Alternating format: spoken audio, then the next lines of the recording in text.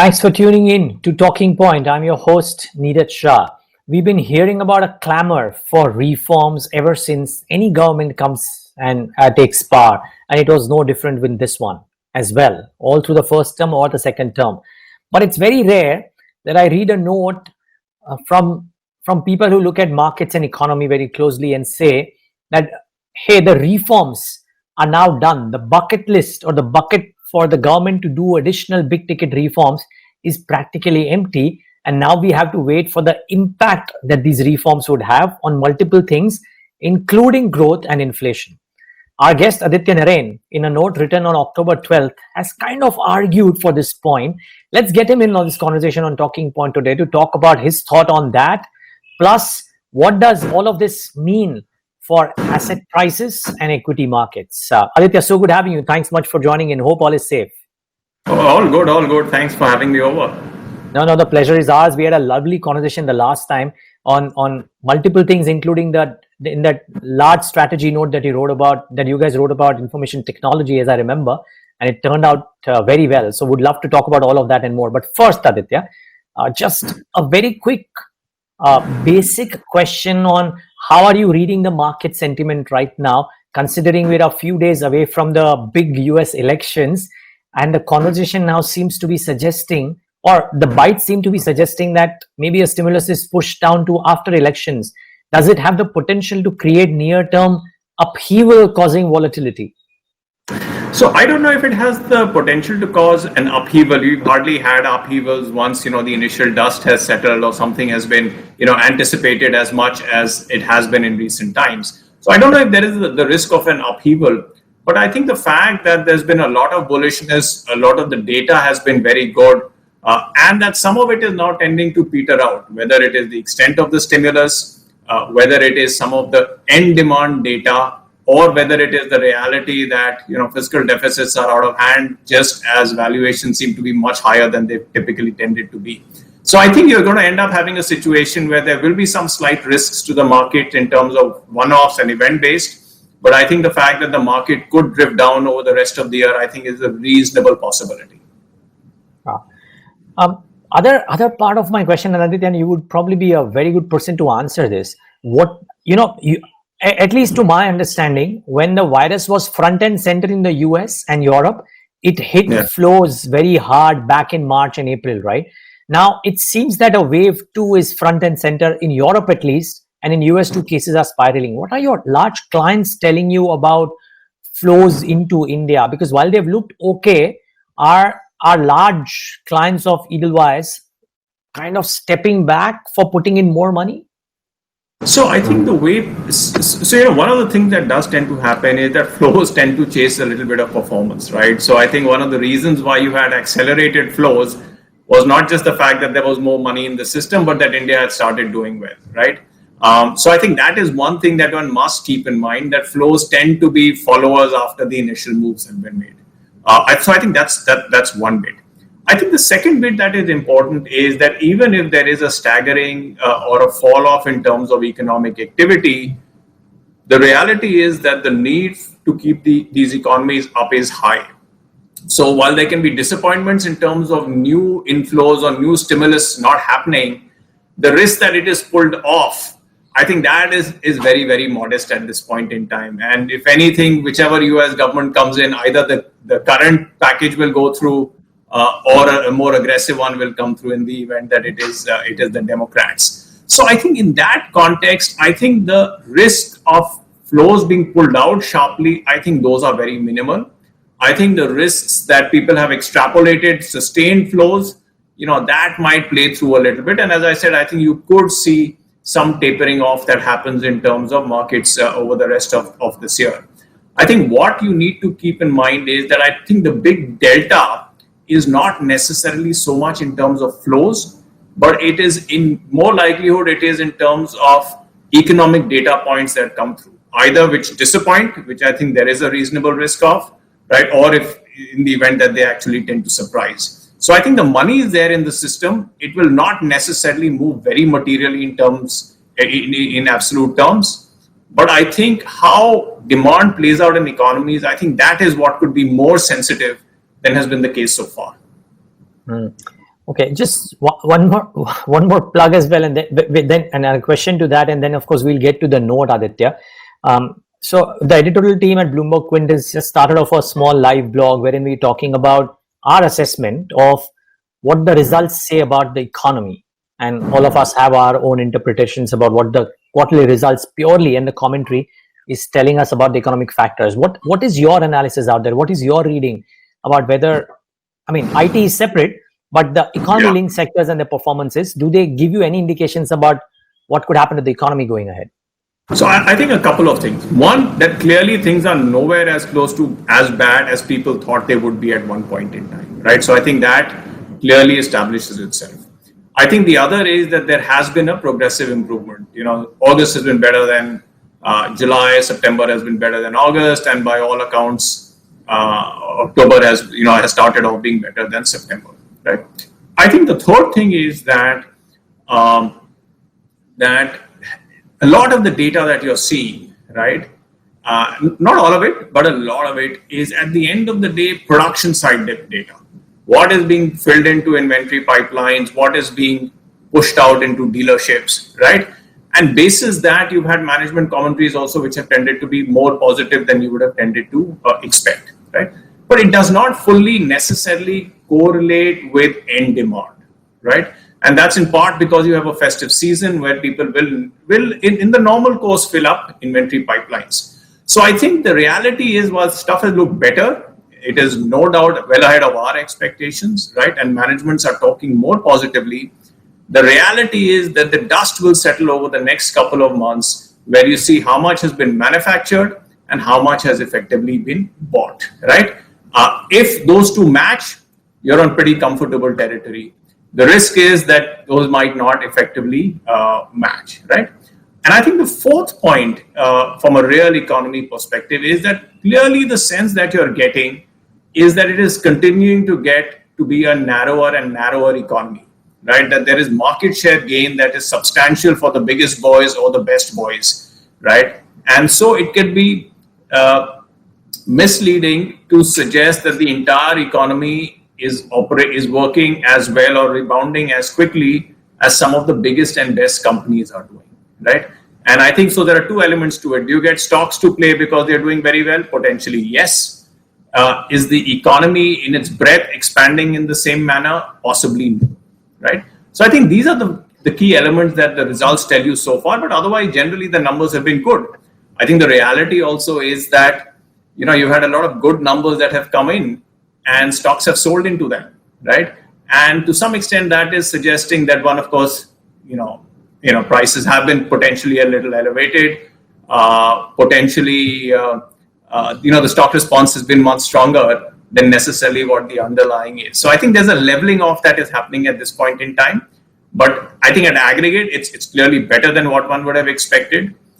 Corporate risk appetite and sentiment has distinctly improved vis-a-vis where it could have been.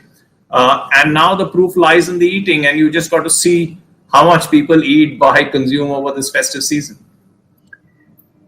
Yeah, well, maybe two-wheelers is a sore point, but cars seem to be okay. I was talking to a cell phone dealer yesterday, and they seem to be suggesting that price points are okay and demand is great. But anyways, let's get to that very interesting note, Aditya, that you guys have written. And viewers, the title of that note is Reforms. It's a strategy note, of course. October 12th is the date, so 15 days ago. But it says Reforms done, reflation due. Aditya, what's the genesis of this note? And then I would want to talk about some very interesting charts that you've kind of given as examples to corroborate your case. Yeah. So I think the idea really was to, and I've been covering the markets for a long time, and as analysts, as strategists, we've always had these bucket lists. Reform is a word that has been bandied around very generally, for decades, literally, right? But I think if you really look at what's happened, I think two things have happened. One is the amount of reform, all the tick boxes that people wanted knocked off, right? I think you've actually had a lot that has happened over the last 3-4 years. So whether it is RERA, whether it is GST, whether it is more opening up on FDI, whether it is the IBC and most recently the farm laws and labor laws. If you step back and really see everything that the market and policymakers have asked for decades has actually now fundamentally been done. There are only two that are really left, which you could call of any significance. One is land reform, and I think that's more challenging given the duality of the state and the center involved. And the other is privatization, which quite honestly, given where values are, given the way the economy has evolved, I don't know if there's such a big play there in any case. So the bottom line is basically a lot has been done.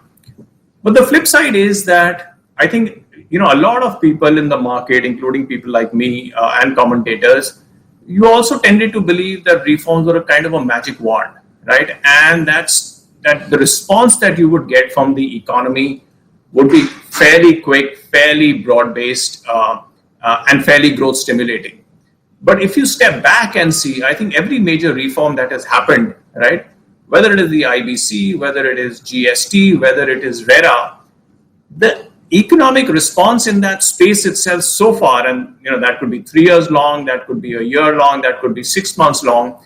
In each of these cases, there has been a drop-off in what was the intended result, right? That's not for a moment suggesting that these are not needed, that fundamentally they put you on the right platform, right? But the reality is that the cost of these reforms or the transitions of these reforms, right, has been kind of underestimated by most. So what you gain, somebody tends to lose, and the pain of that loss, I think, tends to drag down things in an overall context. And that's why if you see some of the charts we've put in, whether it is GST revenues, whether it is housing stock being picked up, whether it is IBC, you had a big flux of strong responses to asset resolutions, but now you suddenly got a big pipeline stuck, right? So I think if you really look at it in combination, you've actually ended up having a situation where a lot of reform has happened, the transition pain has been high, and so to that extent, at this point in time, they're not bearing the kind of fruit that you would have wanted and hoped and kind of factored in. So that's one point, and it's not necessarily to do only with the reform. But the reality is, given the direction of the economy and these elements coming in together, it has been an overhang. So I think that's one element, right? The other element is, so what do you do about it, right? Do you reverse them? Absolutely not. These are great. These are very positive, and these were needed.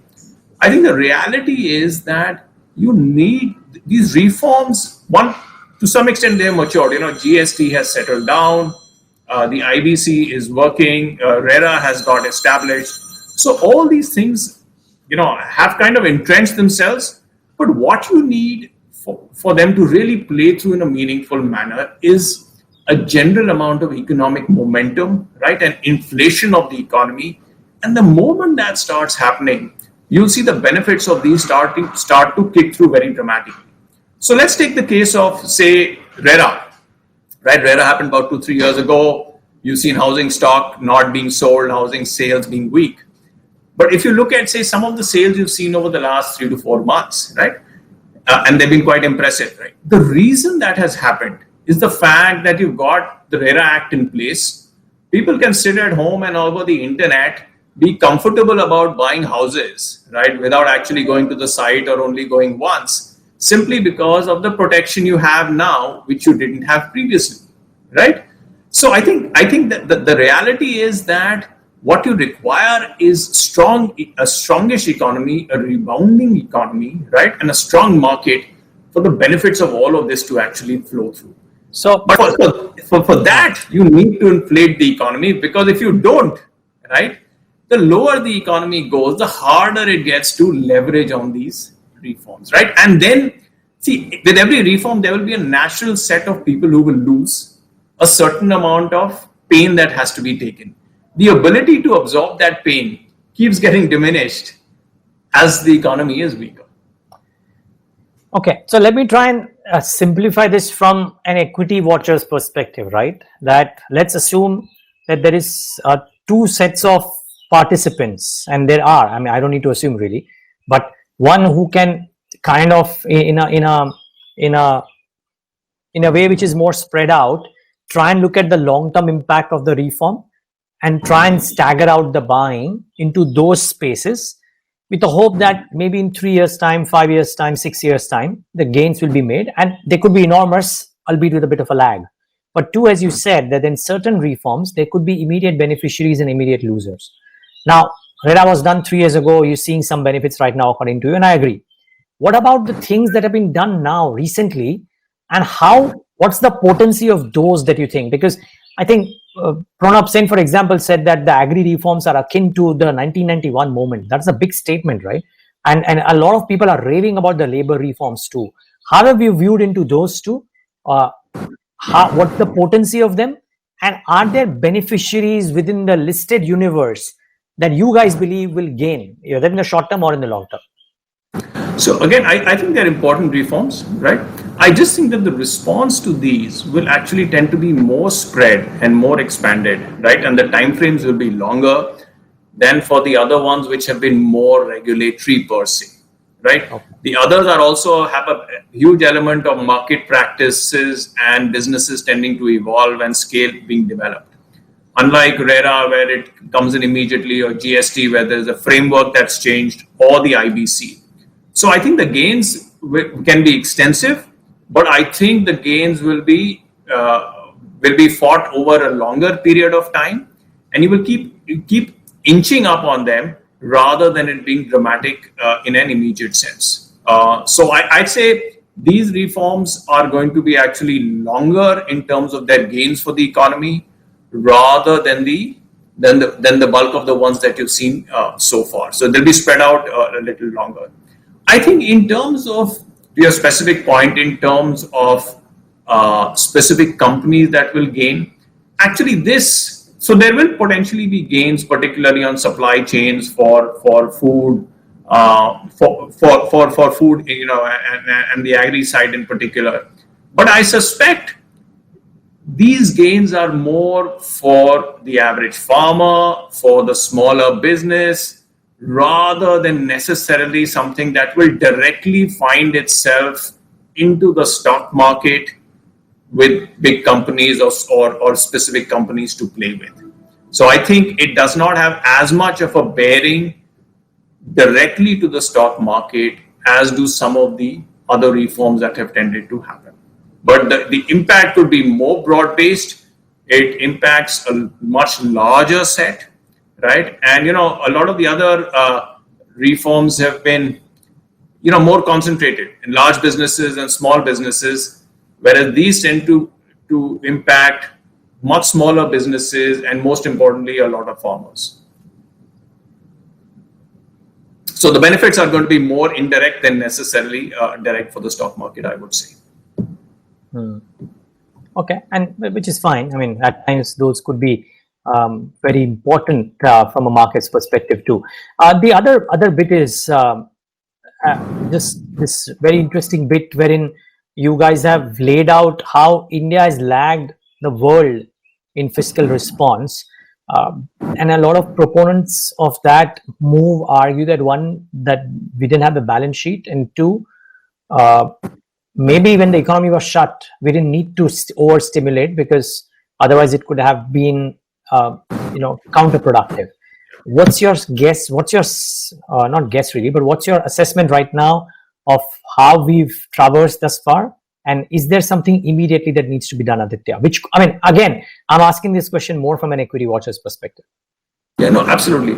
So clearly there is an argument that you don't start putting money into a system that is shut down, right? But that was a long time ago, right? My view is that in many senses, and this is an extension of the reform argument, the fact is that you were slow going into the problem. The slower it gets or the longer it takes to recover, the greater is going to be the eventual fiscal pain for you, right?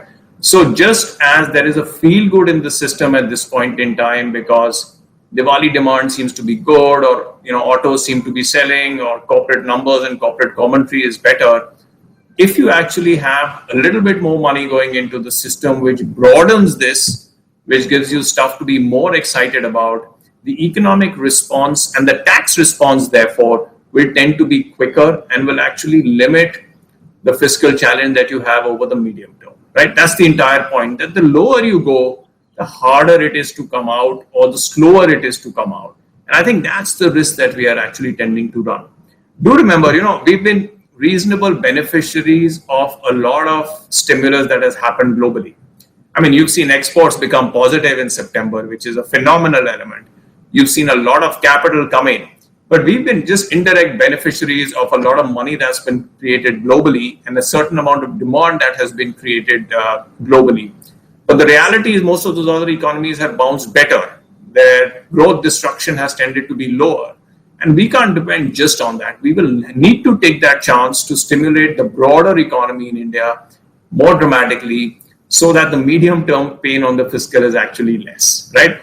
The reality is the way to manage the fiscal is to get growth, right? You can't sustainably do it through cost cuts and XYZ. What you require is revenue side momentum through greater economic activity, which then feeds on itself. So my argument is, yes, there are fiscal considerations, but those fiscal considerations could become more dire if you do not, if the economy from a near-term perspective does not respond, because that's where your fiscal will depend on. Okay, last couple of questions, Aditya, and this is strictly again purely from what themes, what pockets that you might be looking at, considering all of that's happened. Again, your strategy note suggests that in some fashion, for example, I'm borrowing a chart out of that note, which is a chart number 21, exhibit 21, which says that Bank Nifty should reduce the gap with the Nifty. I wanted to understand from you, how are you looking at banking currently, BFSI currently, considering the fact that a lot has happened for the sector fundamentally, as well as in terms of money chasing. So what's your sense here? Yeah, so I think firstly, what tends to happen is when you have an issue like you had, right, the financials take the bulk of the pain. And you see this in the US also, where there has been, where the banks have done much, much poorer, and Europe, where they've done much more, much weaker than the rest of the market. So I think there is a natural phenomenon that where you're weaker. I think the second thing is, and so we'd actually taken that call also to be negative on the banks. And one of the reasons we'd said we needed to be negative was we felt that there is a potential socialization of costs, of macro costs that might end up sitting with the banks, right? Now, I think as we've come along over the last 6 months, clearly there will be pain that they will take on the asset quality perspective. Clearly, there will be a lack of comfort or visibility in terms of what the state of asset quality is, right? But I think over the last 6 months, and particularly over the last 1 or 2 months, I think what you're getting is, and this includes some of the efforts that the government has put in through guarantees, through providing much more liquidity to the system and providing a certain amount of restructuring. So I think where we sit today is that clearly, and you would have seen this with the bank results, that people are talking about restructuring, X, Y, Z, what is the level of NPA and otherwise. But I think where you're sitting today is that I think at the underlying level, I think there is stability in asset quality. I think bank managements have a much clearer picture of what is going to go bad and what is not going to go bad. And so while you still might not get full comfort from the external world, I think there is a certain amount of stability that has happened on the underlying asset quality, which the banks can now see, right? So from our perspective, lack of certainty, large risks underweight the sector, much greater certainty and understanding of what the problem is and the ability to recognize it, start neutraling this sector, which is what we've done. Plus, the bulk of the banking system, particularly the private banks, have got capital to address some of these issues. And the third stage, which we are not calling just yet, the stage when you start getting more optimistic on the banks is when you start seeing lending appetite coming back to the banks. Okay, I think you heard some talk. I think Kotak yesterday talked about the fact that they're looking more aggressively at growth, right? I think the next 3 to 6 months is when you start seeing appetite come back for the banks to start lending. I think that's when the view should start becoming much, much more aggressive. If you want to be early in the game and you think all the problems are recognized, maybe this is the time, right? We just think that, the transition from wanting to lend more to actually starting to lend more sometimes can be a little longer. And that's the phase we are sitting at this point in time. But to take an aggressive call on the banks, you've got to say they're ready to lend. And that doesn't mean just one odd bank, but a larger part of the system. That's where the transition happens. But I think now people are not looking at the downside any longer. They've recognized, and that's bank managements, right? Forget the market. Bank managements, I think they know where the problems are. And it's at the next stage when you start putting money out that you will do better. Do remember, the one thing that's changed dramatically for the system is that liquidity is much easier. Funding costs have gone down, right? There are mechanisms in the system, whether it is some of these guarantees, which allow you for a little bit more aggressive lending, right? So if you can make that call that they're ready to put money out, you can be more aggressive. We think it will be a little bit more transitory in its nature. No, but my only last question, Aditya, to that is that even if you're not taking the call, that let's not try and second guess as to whether the banks will do or no. But let's say in the next, one that the market tends to look ahead, and you know this better than me as well, of course. But part two of my question is, if the commentary and the data points and the sentiment itself propels the prices higher before the actual lending does begin, because if Kotak Bank is saying this right now, or HDFC Bank would be saying this right now, and since everybody says that the space for the larger ones to grow is much higher now because they'll be able to dominate, and if they're saying this right now, maybe they'll say this with even more aggression come the period of January when they're assessing the December quarter. So therefore, my simple question is, should one start taking some reasonable bets or too early? What we have done is, at the end of the day, we've neutralized it, and some banks we have put at an overweight. Somewhere we think there are balance sheet issues, we've still kept at an underweight. So I think you can tweak it within the stocks that you play, either in lending appetite or in capacity from a capital perspective, or in terms of valuations. They have that mix, plus they have that valuation. So I think that's the way. When you go neutral, then you're playing it selectively. You're playing some stocks rather than the average sector at large, right? So I think that's one part. I think the other thing, and that is important to keep in mind at this stage, right, is that you have already had a market response, right, that is well ahead of the economic response. Sure. Right? And since you have a situation where the economic response could be a little weaker or might not continue the way you are anticipating, there is that risk that things tend to drop off a little bit. And that's why we spoke last time. I think Diwali is an important point in time to get a sense, and the whole season rather than necessarily the first week that you've seen so far, to get a sense of what's happened to demand, right? What is the end consumer taking? And is it only the malls and the e-commerce guys who are selling? So there's a great celebratory feel about it, but it's compensated by the other parts of the economy which are not being able to buy, right? So I think fundamentally there is a narrowing that's happening, right? But if you get totally excited by only looking at that narrow segment and not looking at the aggregate, that can be a little bit of a problem for the economy. It might not be. It can be good for these few companies that are using this opportunity to get an extra share.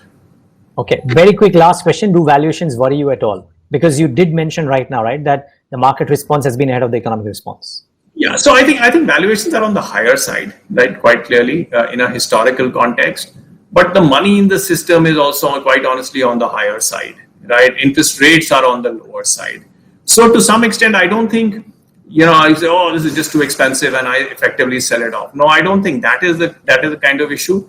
It is just that when you have valuations at a range at a level where the economy has to catch up, right? Then there's always the risk that the under delivery will come on the economic response, which could lower things a little bit. But it's not out of whack. It's not unrealistic to expect a valuation range like this when some other things have changed, and when see, there are other arguments, right? You could actually say that the big thing is that the back of inflation has broken, or the RBI's approach to inflation has changed fundamentally, or there's going to be more money in the system on a sustainable basis, and so the recovery can be more extended than previously. So valuations are on the higher side. The economy has to catch up where there is the risk that they will under-deliver, but it's not out of whack in terms of the fact that, as I said, rates are lower, there's more money in the system, and you're looking at a cleansed system, a reformed system in many ways that we talked about. A lot of reform has happened, which can actually give you much more acceleration. Okay, Aditya, it was a pleasure chatting with you today. Thank you so much for taking the time out and speaking to us. So many unspoken things as well, but well, only counted as much. But happy festivities and look forward to talking to you more often. Thanks so much. Thanks. And viewers, thanks for tuning into this edition of The Talking Point.